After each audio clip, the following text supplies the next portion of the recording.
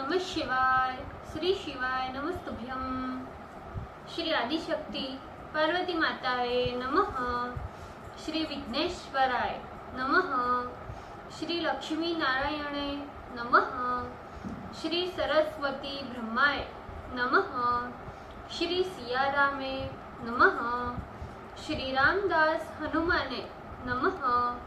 श्री राधे श्यामे नमः।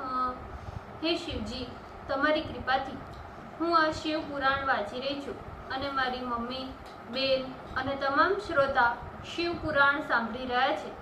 અમે બધા આ શિવ પુરાણનું જ્ઞાન પ્રાપ્ત કરી શકીએ એટલી શક્તિ પ્રદાન કરજો અને શિવ પુરાણનો તેજ સહી શકીએ એટલી ક્ષમતા પ્રદાન કરજો।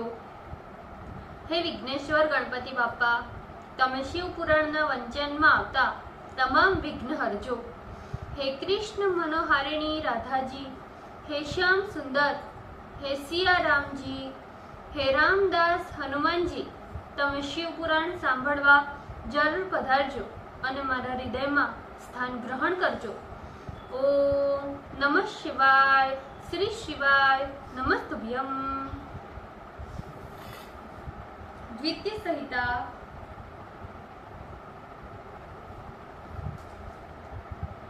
चतुस्त्रिंश अध्याय, पेज नंबर 419। दक्ष विनाश के लिए निकले हुए वीरभद्र को देखकर देवताओं के मन में भयोत्पत्ति। ब्रह्मा जी बोले, जब इस प्रकार गणों को साथ लेकर वीरभद्र प्रस्थान करने लगे, उस समय दक्ष तथा देवताओं को नाना प्रकार के अपशुकन दिखाई पड़ने लगे। गणों से युक्त वीरभद्र की यात्रा के समय दक्ष को यज्ञ विध्वंस की सूचना देने वाले तीनों प्रकार के महान उत्पात होने लगे।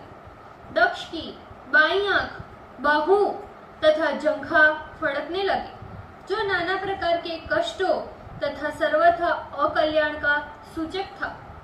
दक्ष के यज्ञ स्थल में ही भूकंप होने लगा। स्वयं दक्ष को मध्याह्न काल में ही अनेक अद्भुत नक्षत्र आकाश में दिखाई पड़ने लगे। दिशाएं मलिन हो गई तथा सूर्य काले काले धब्बों से करबूर के आकार का दिखाई पड़ने लगा एवं वह सूर्य हजारों परिवेश से युक्त होकर महाभयंकर रूप दृष्टिगोचर करने लगा।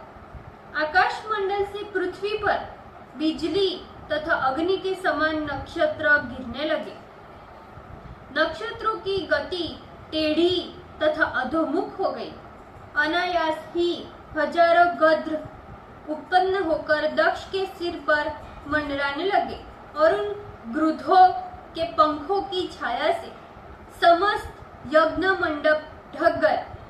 यज्ञ भूमि में सियार तथा नेत्रक पक्षी शब्द करने लगे।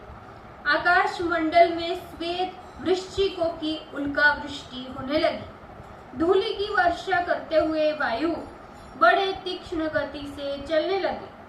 टिड्डियां सर्वत्र उड़ने लगी तथा सारा संसार वायु के झोंके से प्रकंपित होने लगा।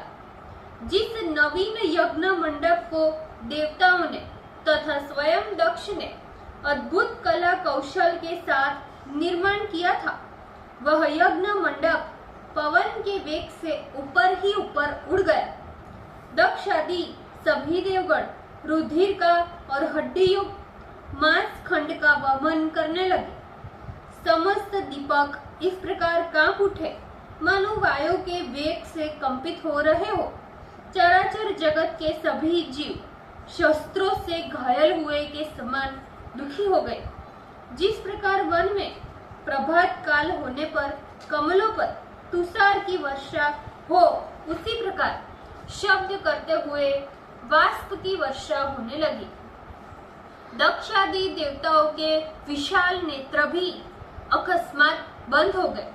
जिस प्रकार रात्रि में कमल तथा दिन में कुमुद बंद हो जाते हैं, आकाश से रुधिर की वर्षा होने लगी। दिशाएं अंधकार से ढक गई और सभी मनुष्यों को भय उत्पन्न करने वाला दिग्दह होने लगा। जब विष्णु आदि देवताओं ने इस प्रकार का अरिष्ट देखा तो वे महाभयभीत हो उठे।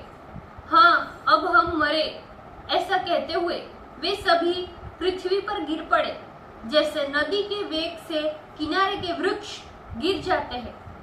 पृथ्वी पर गिरकर वे काटे हुए सर्प के समान अचेत हो जाते थे और कभी गेंद के समान पृथ्वी पर गिरकर पुनः उठ जाते थे। वे ताप से संतप्त हो पुर्री पक्षी के समान विलाप करने लगते थे एवं उक्ति तथा प्रयुक्ति का शब्द करते हुए रोने लगते थे। उस समय विष्णु के सहित समस्त देवताओं की शक्तियां कुंठित हो गई और वे आपस में एक दूसरे के समीप कंठ पर्यंत कछुए के समान लौटने लगे। उसी समय उन समस्त देवताओं को, विशेषकर दक्ष को सुनाते हुए वहां एक आकाशवाणी हुई। हे दक्ष, तू महामूर्ख एवं पापी है, तेरे जन्म को धिक्कार है। अब तुम्हें शिव के द्वारा घोर संकट पड़ने वाला है, जिसका निवारण करने वाला भी कोई नहीं है। हाँ, खेद है कि इस यज्ञ में जो देवता आए हुए हैं, उन्हें भी महादारुण दुख अवश्य प्राप्त होगा, इसमें संदेह नहीं। ब्रह्मा जी बोले, इस प्रकार की आकाशवाणी को सुनकर तथा अपने सामने होते हुए अपशकुनों को देखकर दक्ष तथा देवगण अत्यंत दुखी हुए और चित्त से व्यग्र होकर कांपता हुआ दक्ष लक्ष्मीपति भगवान विष्णु की शरण में गया। वह अचेत तथा भयभीत होकर विष्णु को प्रणाम कर उनकी स्तुति करने लगा और भक्त वत्सल भगवान विष्णु से बोला, ओम नमः शिवाय, श्री शिवाय नमस्तुभ्यम। ભૂલચૂક માફ કરજો શિવજી, કૃપા રાખજો। આજના શિવપુરાણના વંચનનો પુણ્ય મને પ્રદાન કરજો શિવજી। ઓમ નમઃ શિવાય, શ્રી શિવાય નમસ્તુભ્યમ।